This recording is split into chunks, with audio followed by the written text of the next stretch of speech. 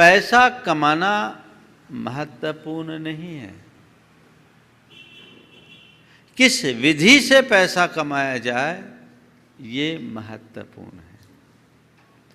तो पैसा हम कैसे कमा रहे हैं हमें ये देखना है। पैसा तो एक वेश्या भी कमा लेती, एक पापी भी कमा लेता, एक दुराचारी भी कमा लेता है। हमने पैसा किस विधि से कमाया? तो भगवान महावीर कहते हैं, जैसे तैसे कैसे भी पैसे के सिद्धांत से बाहर आओ, सम्यक रीति से व्यापार करो, आजीविका करो, सम्यक आजीविका। किसे हम सम्यक आजीविका कहेंगे? जिनमें 4 बातें जुड़े, हिंसा मुक्त हो, शोषण मुक्त हो, नैतिकता युक्त हो, प्रामाणिकता युक्त हो। वो व्यापार हो जिसमें किसी प्रकार की हिंसा ना हो, शोषण ना हो, अनीति ना हो, अप्रामाणिकता ना हो। यदि ऐसा करके तुम व्यापार करते हो तो वो सम्यक आजीविका की श्रेणी में आती है। इससे उपार्जित अर्थ परमार्थ की सिद्धि में सहायक बनेगा, और इसे छोड़ करके चलोगे तो वो तुम्हारा अनर्थ कर डालेगा। जीविकोपार्जन के आज 4 आधार हैं। नौकरी पेशा, व्यापार, उद्योग और खेती, इन्हीं 4 से करते हैं। अब हम देखें इन 4 में मैं क्या कर रहा हूं, और जो कर रहा हूं वो सही कर रहा हूं या नहीं, थोड़ी सी समीक्षा करनी है, और खुद के सुधार का निर्णय मुझे लेना है।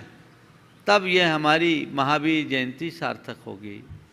सबसे पहले नौकरी की बात करता हूं। नौकरी में अहिंसा हो, नौकरी शोषण रहित हो, नैतिकता युक्त हो, प्रामाणिकता हो। चारों चीज में 4 बातें हमें देखना है, 4 कसौटी पर खरे उतरना है। तो नौकरी करो, कहीं भी नौकरी कर दो नहीं। आजकल तो ज़्यादातर लोग नौकरी की ही मानसिकता देखते हैं। पढ़ लिख कर मल्टीनेशनल कंपनी को ज्वाइन करना चाहते हैं। हमारे यहाँ कहा गया, उत्तम वाणिज्य, उत्तम खेती, मध्यम बान, अधम चाकरी, दुख निदान। नौकरी को सबसे हल्के दर्जे पे लिया जाता था। समय बदला, सब कोई नौकरी की तरफ भाग रहे हैं। भागिए, मुझे भी उससे कोई गुरेज नहीं है, लेकिन कहाँ नौकरी कर रहे हैं? अभी एक युवक आया, उसके माता पिता साथ में थे। महाराज इसको आशीर्वाद दो, ये होटल मैनेजमेंट का कोर्स करने जा रहा है। हम बोले मैं तो कतई आशीर्वाद नहीं दूंगा। बोले क्यों महाराज? अच्छा है, इसमें बहुत स्कोप है। हमने कहा स्कोप तो है, पर थोड़ा समझा, ये होटल मैनेजमेंट करके जाएगा कहाँ?